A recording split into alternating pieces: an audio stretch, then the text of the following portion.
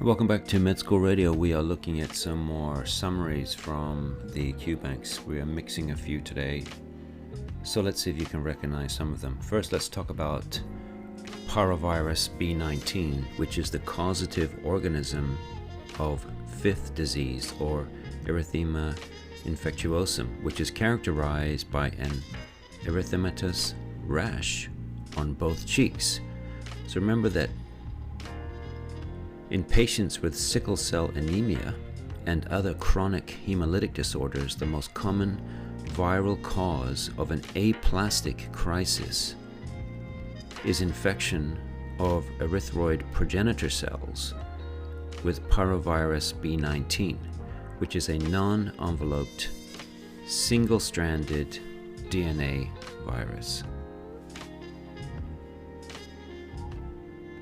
Okay, moving on. First, Kaposi sarcoma. Remember that it has spindle-shaped tumor cells, and it is due to the human herpes virus 8 and is found commonly in patients with AIDS. Next, DeGeorge syndrome. It causes an extreme deficiency in the number of mature T lymphocytes, leading to poor development of the lymph node paracortex. In contrast, A-gamma globulinemia causes an absence of B cells, preventing primary lymphoid follicles and germinal centers from forming in the lymph node cortex. Anti-muscarinic agents and antihistamines with anti-muscarinic action are most effective for motor sickness prevention. Remember, anti-muscarinic agents and antihistamines with anti-muscarinic action are most effective for motion sickness prevention. Let's talk about tetanus. Tetanus toxin blocks glycine and GABA release from inhibitory interneurons in the spinal cord, which results in facial grimacing, which is called rhizus sardonicus, and back arching, which is called opisthotonus, from severe muscle spasms and ultimately death if untreated. Okay, next one, staghorn stones. Staghorn stones are composed of ammonium magnesium phosphate, or strovite, and are caused by infection by urease producing microorganisms, most commonly Proteus, Klebsiella, and Staphylococcus saprophyticus. The mechanism of vancomycin resistance in organisms such as VRE is a substitution of D-lactamate in the place of D-alanine during the process of peptidoglycan cell wall synthesis. This prevents the binding of vancomycin to its usual D-alanyl D-alanine binding site in the cell wall.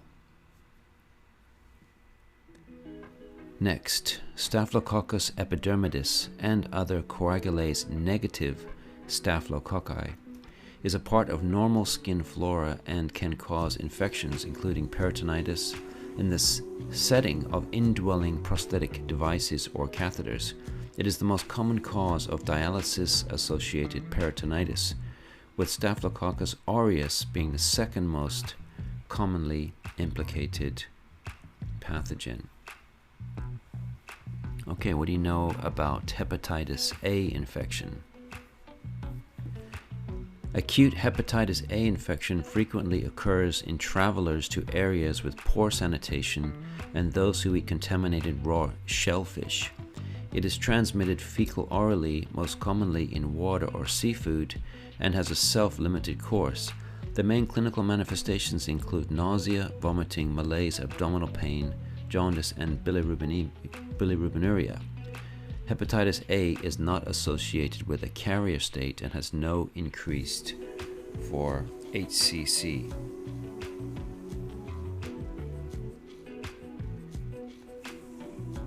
Okay, moving on. The carboxylic terminal of the Fc portion of the heavy immunoglobulin chains represents the site that binds to the Fc receptors on neutrophils and macrophages.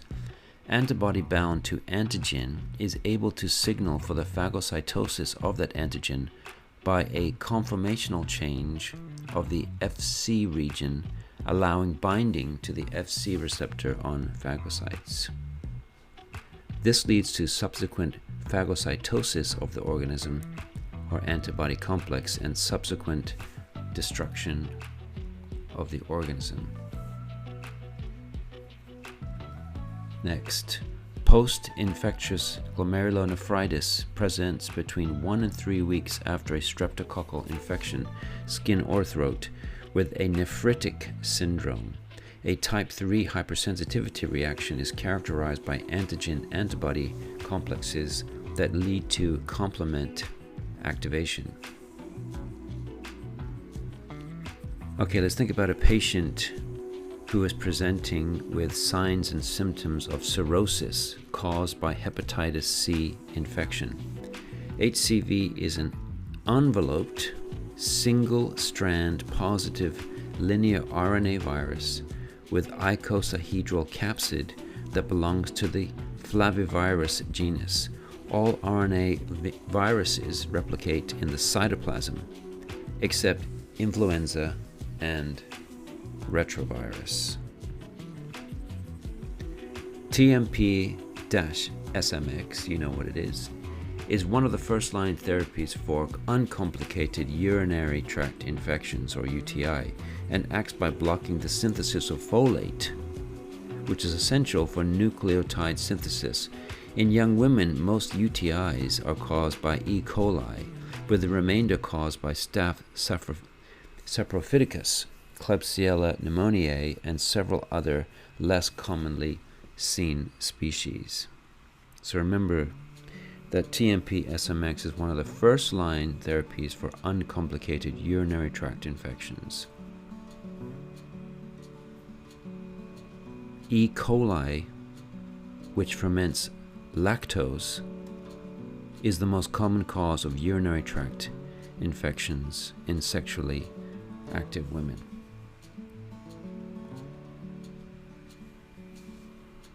Okay, let's talk about plasma homocysteine.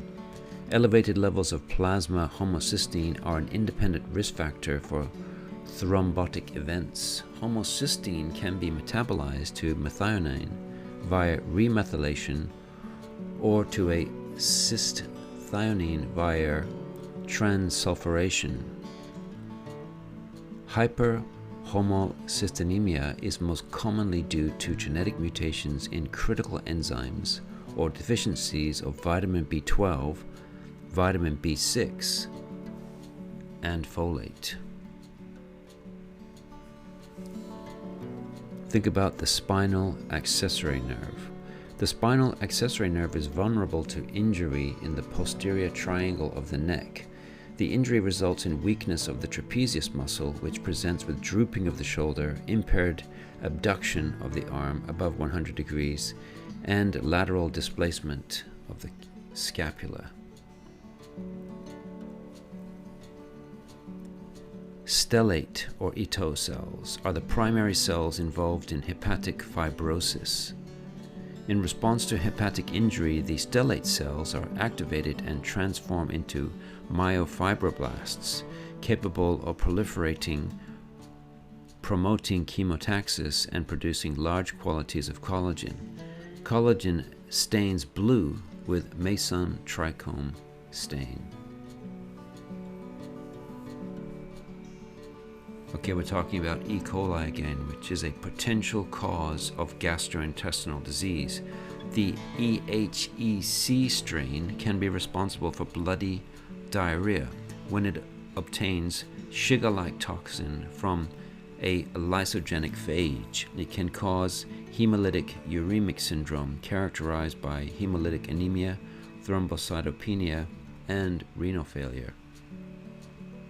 What do you know about bupropion? It is a norepinephrine and dopamine reuptake inhibitor, is an atypical antidepressant Bupropion is contraindicated in patients with anorexia nervosa due to increased risk of developing seizures, as this patient population is likely to have electrolyte disturbances. Okay, moving on. Clopidogrel. What do you know about clopidogrel? Clopidogrel irreversibly blocks the P2Y12 component of ADP receptors on the platelet surface and prevents platelet aggregation. Clopidogrel is as effective as aspirin in the prevention of cardiovascular events in patients with coronary heart disease.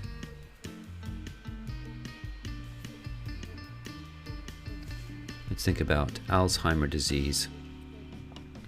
Alzheimer's disease is a common cause of elderly dementia characterized by amyloid plaques, neurofibrillary tangles, and decreased acetylcholine activity in the brain. Donepezil increases the amount of available acetylcholine in synaptic clefts by inhibiting acetylcholinesterase and can provide symptomatic relief in patients with Alzheimer's disease. So remember donepezil.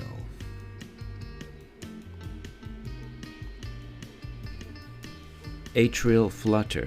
Atrial flutter demonstrates rapid and regular atrial activity in a saw-toothed pattern flutter or F waves on ECG. Typical atrial flutter is caused by a large reentrant circuit that traverses the cavotricuspid isthmus of the right atrium, which is the target site for radiofrequency ablation. Okay, just a few more here. Primary sclerosing cholangitis, or PSC, is associated with ulcerative colitis. Up to 70% of patients with PSC have ulcerative colitis, and this causes periportal fibrosis and alternating stenosis of the hepatic bile ducts. What do you know about ethacrynic acid?